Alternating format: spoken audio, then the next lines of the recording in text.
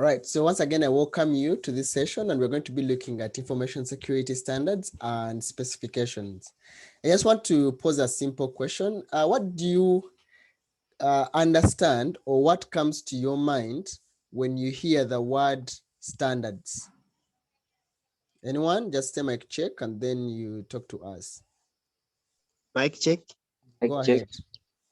So standards, for on my side, I think they are the basic guidelines about a specific, maybe a specific thing. Okay, guidelines. Hello, right. mic check.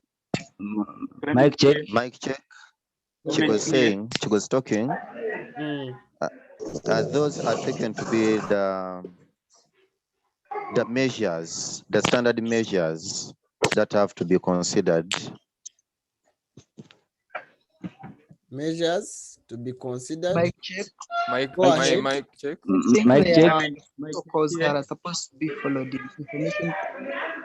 I beg, if you have a noise background, please kindly do not participate, because it defeats the purpose. Standards are the rules followed. Are the rules to be followed. Rules to be followed. All laws. When implementing something. All laws to be followed when implementing, yes. Mic check. Protocols and regulations. Protocols and regulations to be followed in information security. And regulations. Okay. Yes, please. Mic check. I think standards are measures used in evaluation. Right. I'm also saying someone in the chat. Okay, thank you all. That will be all. Someone in the chat is saying that they are.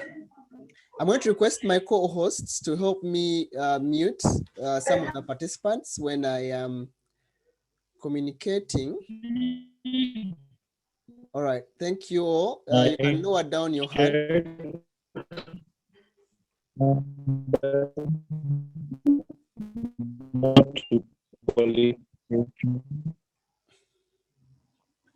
Okay, someone in the chat said that there are, principles, another one level of quality or attainment, or principle regarding all their standards, their quality checks. Someone also said, I think there are etiquettes to be undertaken. Standards are like rules followed or policies. All right, thank you all for sharing. Also, maybe if you could post in the chat once again, what comes to your mind when you hear the word, specifications? You can just post in the chat.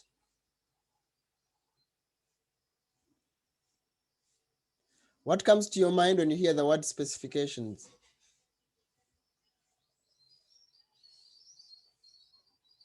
Okay, someone is saying that the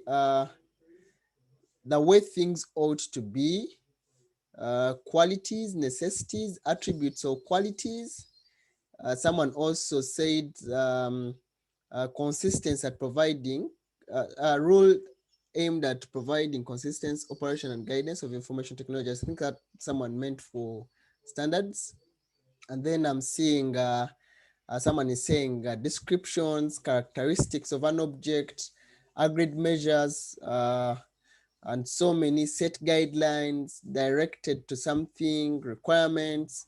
All right, so thank you. In this chapter today, we want to be looking at information security standards and specifications. Just like you have said, in the process of information security system construction, when you're coming up with your information security system, enterprises comply with international standards, right? There's some international standards that organizations must comply to, and specifications, they follow some kind of specifications to develop their own information security system specifications and also to improve on their operations. So in this chapter, we are going to describe and analyze several international information security standards to help us better understand information security. Moving forward, upon completion of this course, you'll be able to describe common information security standards. You'll be able to tell the significance of information security system standards and the main points of common information security standards. So let us look at information security standards and specifications. Like you have told me earlier on, that standards are normative documents. Here, as far as security is concerned, standards are normative documents that are jointly formulated. There are quite a number of organizations that come together, and they formulate these standard normative documents, and they are usually approved and recognized by authorities, and they are used throughout the industry to achieve the best security. So how can an enterprise build a secure information system? Of course, it can implement each step according to the international authoritative standards. You benchmark, you look what are the best practices, what is the standard saying, what should I do at this level, and how best can I make sure that I improve my information security system. So let's look at information security standards organizations, the organizations which are in charge of making sure that they come up with these specifications. So we want to look at the first one, the international related organization related to information security. And there are two of them. We have one and we have the second one. There are two international organizations that are related to information security standardization.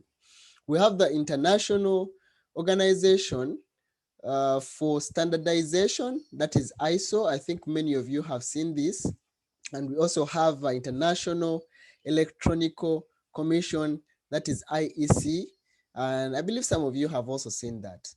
So international standardization began, I think, in the mid of 1970s, and it developed through the 1980s and drew global attention around 1990s. So today, almost over 300 international and regional organizations establish standards or even technical rules.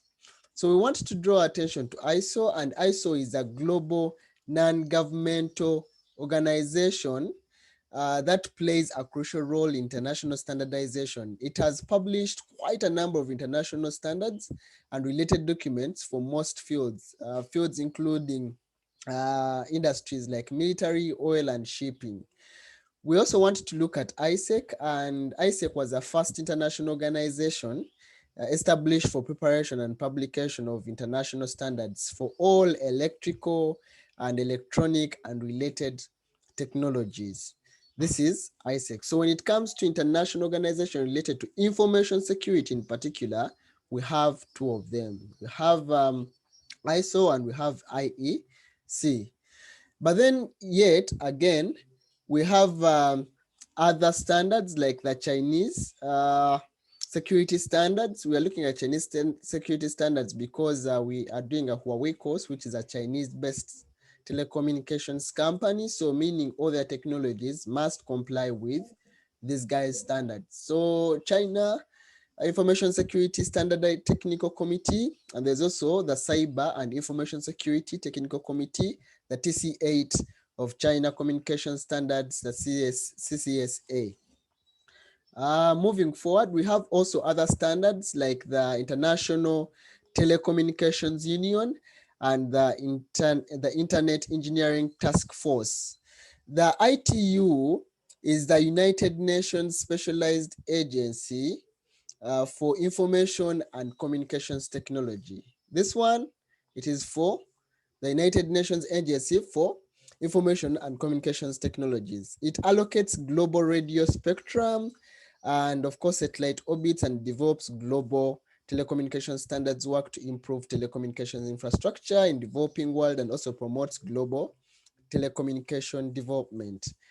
The IETF, or the Internet Engineering Task Force, is a large open internet community for basically network designers, okay? For basically network designers or even operators and vendors and people who are concerned with how, networks are evolving and how best how internet architecture and smooth operations of the internet can be fully utilized.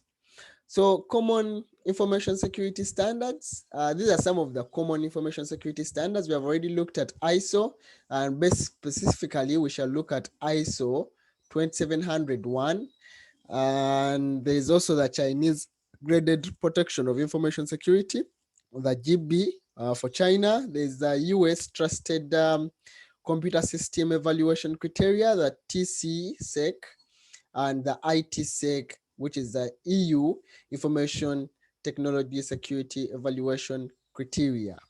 These are some of the common information security standards and specifications. Let us draw our attention to the ISO 27001 or 27701, depending on how you want to pronounce it, and information security management system. We want to look at that now. The information security management system, what people call ISMS, based on the BS 779 standard developed by the British Standard Institution, the BSI, has been widely recognized as an international standard. So when we are thinking of the information security management system, there's something that we must pay attention to, and something that we must look at. We have some kind of cycle, which is the PDCA. PDCA. We have the plan, we have the do, we have the check, and we have the action. So when it comes to plan, here what we are doing, we are establishing our information security management system. Same time we are planning, and also we are in the preparation phase, right? So we establish the security policies, we look at the objectives, we look at the processes, we look at the procedures relevant to managing risks and also improving information security to deliver results in accordance with organizations' overall policies and objectives. When it comes to the do phase, here we are implementing and also making sure that we start on checking how our information security management system will operate.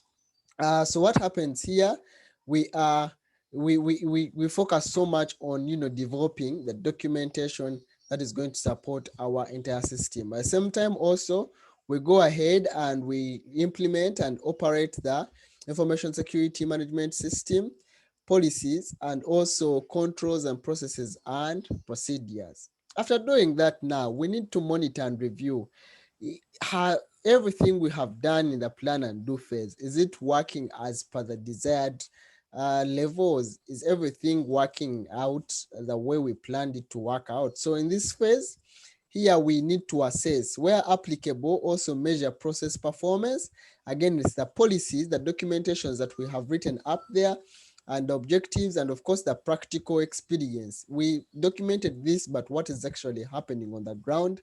And then after, we go ahead and report the results to management for review. After that, we go to the action phase, because now you have monitored, you have assessed, you have even reported to management for reviews. So after management reviewing, here they do an entire ISMS examination. So they review, and of course they continuously keep maintaining and also improving where necessary. Right. So there's continuous improvement, and sometimes they have to take corrective action and preventive actions based on the results of the internal information security management system audit and management review of other relevant information to achieve continual improvement of the information security management system. So this is it. When it comes to ISM, we draw attention to the plan, do, check, and action process, which will help us to come up with our information security management system. All right. So let us look at ISO 2700 family, information security management system family of standards. It has 4 levels, level 1, level 2, level 3, and level 4. And these levels also have quite a number of things they're looking at. But basically, level 1 looks at the requirements and supporting guidelines. Level 2 looks at audit and certification guidelines.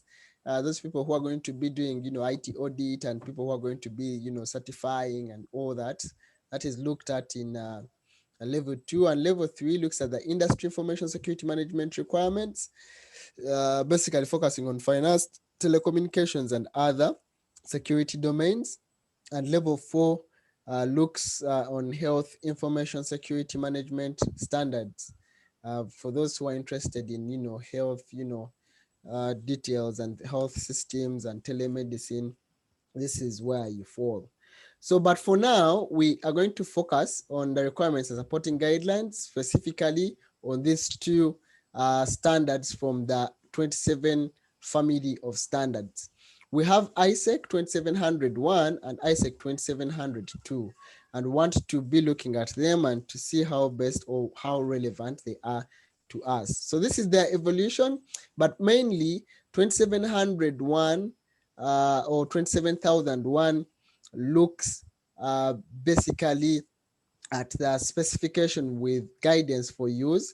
It focuses so much on specification, and of course also looks at the information security management system requirements. Specifications and requirements when it comes to the one for this. And when it comes to 2702, here we are looking at the code for practice of information security controls. So here we have controls, and here we have the requirements. What we need to put, what do we need for us to come up with that information security management system? What should we put in place? And here we're looking at how are we going to control this? How are we going to monitor this? How are we going to take charge on this? So we are looking at the code of practice for information security controls. So we want to also continue and look at this information security management system and ISO or IEC 2700. So ISO 27001 is an international standard that describes the requirements for an information security management system. So this one, it describes the requirements. That is what you should take out of that. And the requirements and standards for implementing and establishing security management system. Here we focus on ISO 27001. And after that, we establish and come up with our information security management system. The ISO 27002, here it proposes 35 control objectives. Remember, we said it looks at control objectives. So it proposes 35 control objectives and 13 controls across 14 categories. And these control objectives and controls are the best practices of information security management. So for it, it looks when you're creating a use on the system, what measures should you put in place? Based on the requirements that you have read now, you're looking at the control objectives. So for a user to be created on a system, there must be approval from either the line manager or from the IT manager in conjunction with the human resource manager. The user must go through an induction process, and that is one of the control objective. And let's say that is access assignment. When you are revoking access, what should be the procedure? As soon as the end user, leaves the organization and they're no longer an employee, maybe for one reason their contract has expired, maybe they are fired, or maybe they are leaving, their access to the systems must be revoked with immediate effect. But what is the procedure? Okay, how do you do that? What do you need for you to be able to revoke their access? So here it looks at information security management operations, and that's why we're looking at the control objectives and of course the 13 controls across the 14 categories. So provide basic practice rules, and here we end up with our information security management idea that we have established here. So we looked at the requirements and the standards for implementing it, and now we're looking at if we implement it, how are we going to be able to manage our information security system. Excuse me. So elements for building an information security management system. You look at the different control areas, or the control areas that are stipulated in this document. For example, there are quite many, but I'll just highlight at some of them and talk about some of them. So you have your information security policies. Any organization, you are required by law to establish and to document information security policies, or IT policies, that are going to govern your IT your IT or technology in a given organization. Your asset management. How do you assign assets to users? When are they due for disposal? How are they supposed to use it? Are they going to bring their own devices, or you're going to provide devices for the end users? What data are they allowed to store on those assets? So you also look at the physical and environmental security. How is your physical access to your information? How is your access to the premises? Are they going to use physical accesses? Are going to use cards, biometric when they're accessing the system? And then you look at system acquisition and development and maintenance. Are you going to be outsourcing, or are you going to hire developers and come up with your system in-house? And if you're going to outsource some of the products, make sure that you have documented SLAs, software legal agreements. And if maybe you're going to develop softwares in-house, also make sure that you have the different requirements put in check. It also looks at information security aspects of business continuity management. In case of a disaster, how do we make sure that our data is backed up? How do we make sure that we can actually have a recovery site, and even the backed up data is actually efficiently working? When it comes to organization of information security, here basically you're looking at how are you going to be organizing? What is the hierarchical structure of your organization information security? And access control, who has access to what? When we are onboarding new users, what is the procedure for us to go through?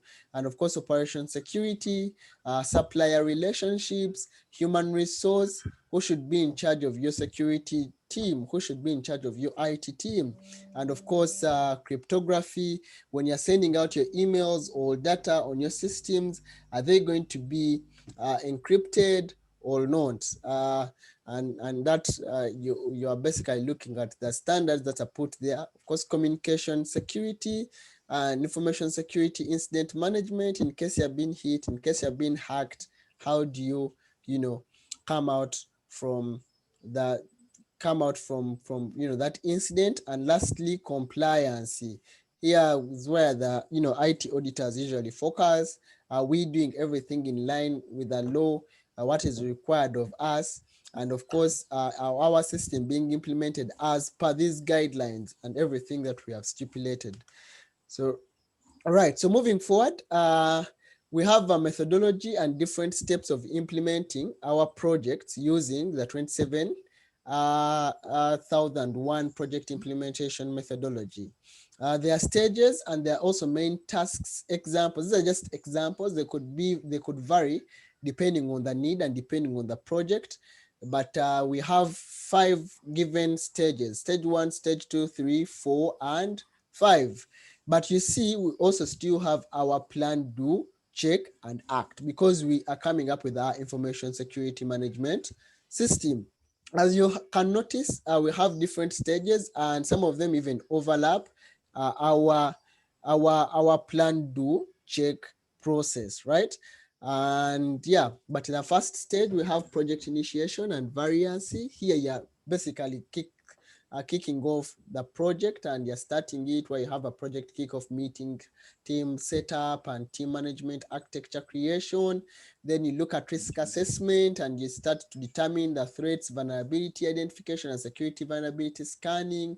You're assessing the risks and also rating them, and of course also reviewing the entire project. With stage 3, where the system design and release, here you're also focusing on the risks at the same time, but also you're looking at how best you can integrate your system with the information security management system.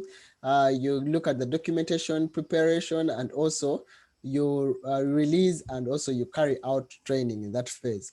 When it comes to system operation and monitoring, basically here, you develop development of information security management performance monitoring process. You do a trail run, you do monitoring, you also do a business continuity management training, and lastly certification and continuous improvement.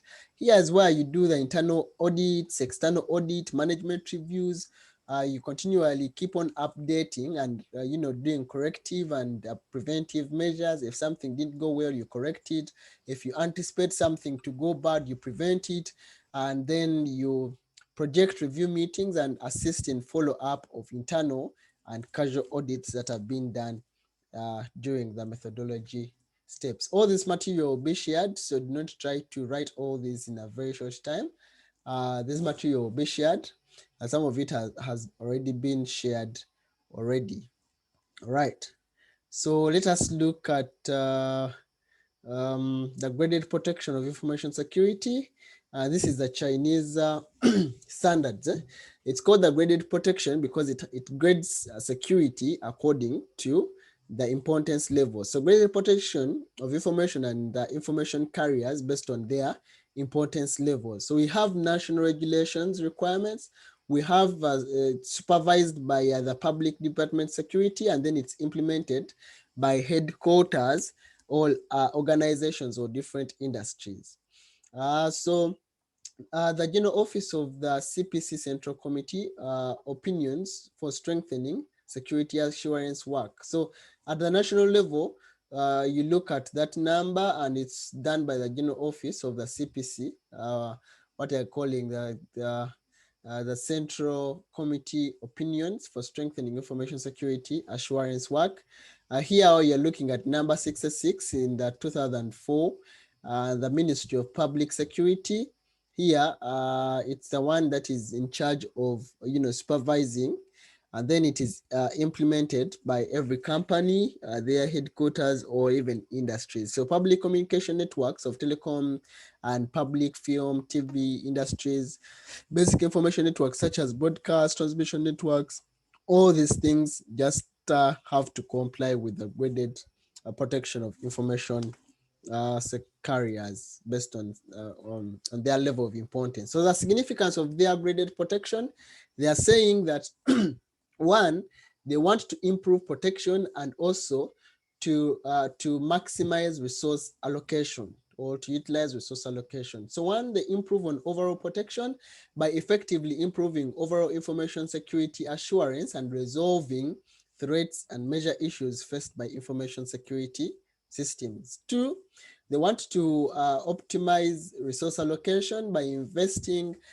in limited financial, material, and human resource in key areas to make sure that they focus on the core businesses in order to maximize on economic benefit of security. And then secondly, they want to make sure that there's law and regulations compliance. So here, the state implements a tiered cybersecurity protection system, and everyone needs to make sure that they comply with the laws and regulations in China as far as the graded protection is concerned. So nearly, it has been around for over 20 years of development.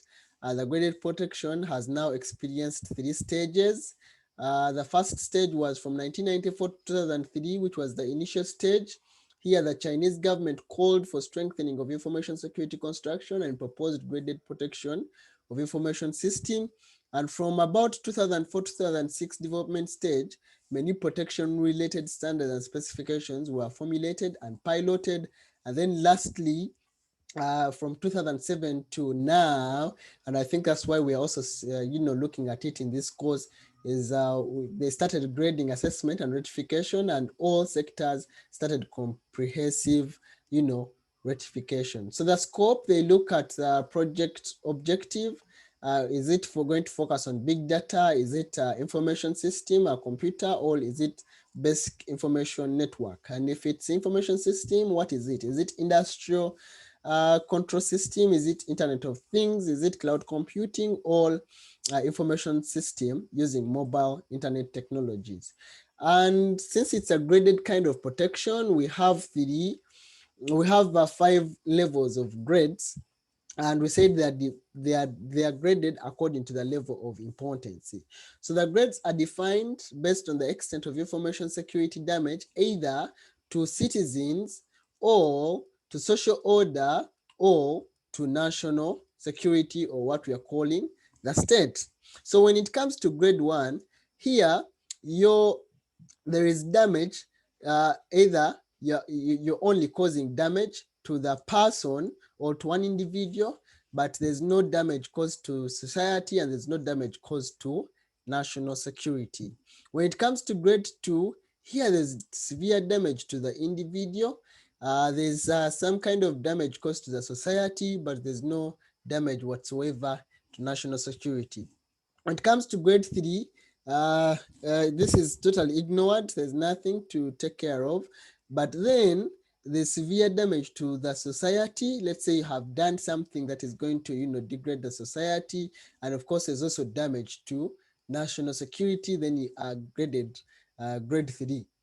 When you come to grade 4, here there's severe damage to the society, and there's also severe damage to national security. And when it comes to grade 4, here for you as an individual, you're not seeing anything wrong with a program or application. There's also no really, damage to the society. But as far as the state is concerned, they're saying there's severe damage to the society. And I'll give you an example of TikTok. Who remembers the story of TikTok in USA? Anyone? Yes, I do. You can tell us about it? Yes. Yes.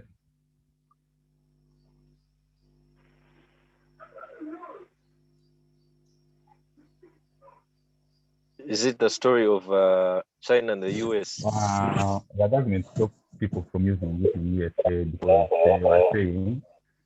Okay, so the government banned the use of TikTok. The US government banned the use of TikTok, isn't it? And the citizens. The people in US were willing to use the TikTok program. Yes. All right, thank you. So the people were using to use TikTok. They had no issue with it. For them, they were enjoying. They were sending videos. They were, laughing all day and sharing content. And as far as even the society is concerned, they were actually enjoying. But the government is saying, you know what? This application, as far as our national security is concerned, it is causing severe damage to us. So that is one example of grading. And we have just looked at 5 grades of the graded protection level in China. So the basic technical requirements, like each grade of protection has corresponding technical requirements. For example, the technical requirements for grade 3 covers 5 aspects: the physical security, the app security, data security, network security, and host security. And even all these things have things that fall under it. Like, for example, the network security, it looks at 7 control points and 33 items, like the structure security, access control, security audit, boundary integrity, intrusion prevention, the malicious code, program, and network device protection. So the process is that you look at the graded protection process. You need to grade. You now need to start grading and see if there's damage that is going to be caused. Is it going to be level 1, level 3? And after you're done grading, you have to file, or you need to do the filing, and it's a mandatory procedure for notifying the supervising department of the graded protection construction. And after you doing that, they will go ahead and assess using the methods to assess the status of security protection. They will tell you to rectify a few things if there needs to be rectification, and it is key to the implementation of graded protection.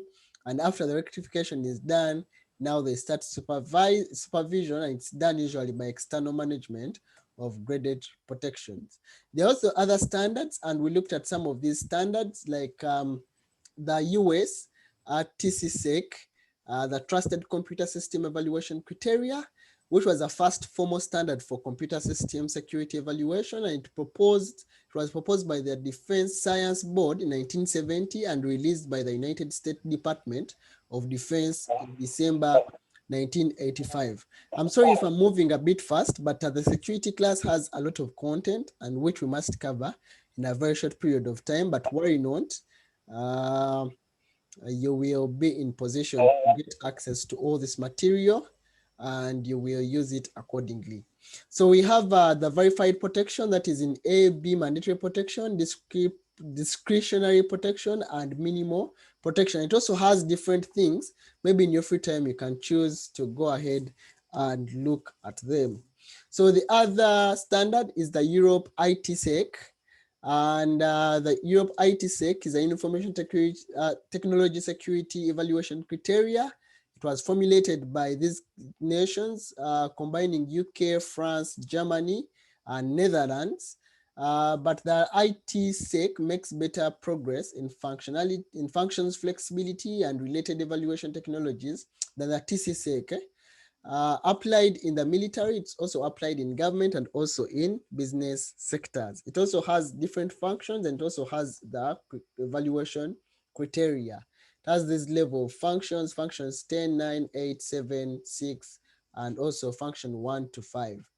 And it also has a different descriptions of those different functionalities. For example, if you wanted to see the system availability, you have to look in function 7 of the ITSEC in Europe.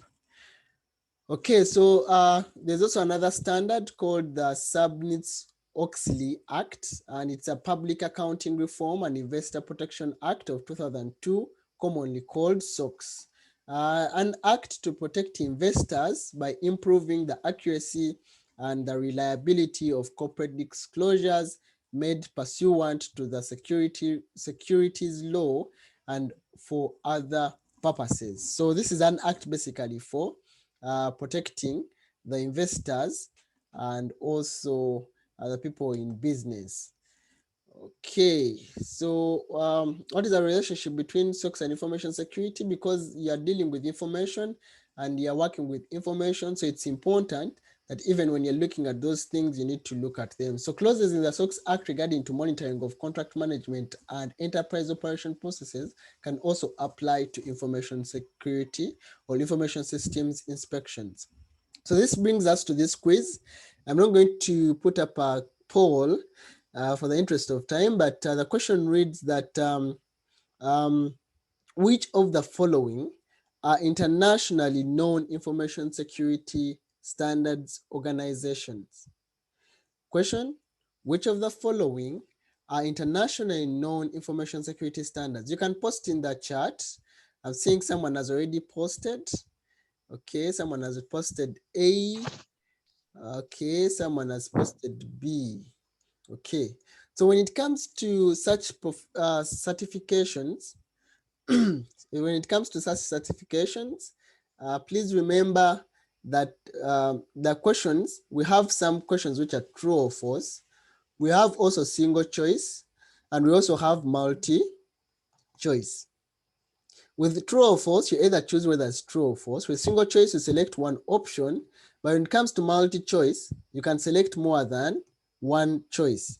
But the thing is, whatever choices you must select must all be correct. If you select one choice and you leave out a correct choice, the answer will be wrong. If you select all the correct answers and you also select a wrong answer with it, the entire question will be wrong. So make sure when it comes to multi-choice questions, you pay a lot of attention and detail to it. And in this case, this is a multi-choice question. So meaning all the answers you must select must be Correct. All right. So, okay. So the answer here, remember when we were beginning our slide, we said we have two international security standards organizations that are related to information security, isn't it? And we said the answer was ISO, and we said the answers were IEC. Maybe let me just go back just a bit to show you. Okay. Remember what we said here, that international organization related to information security, and we said there were two. We have ISO and we have IEC. And of course, that question was testing to see if you paid attention on that slide. I hope that makes a lot of sense. Okay, so the next question here is the information security management system complies with dash process. What could be the answer? Okay, I've seen someone posted in the chat. Yes. All right, I see you have got it correctly. And people are saying it complies with a plan, do, check, and act process. Perfect. So that brings us to the end of this chapter. Thank you so much. And we shall now look at the next slide.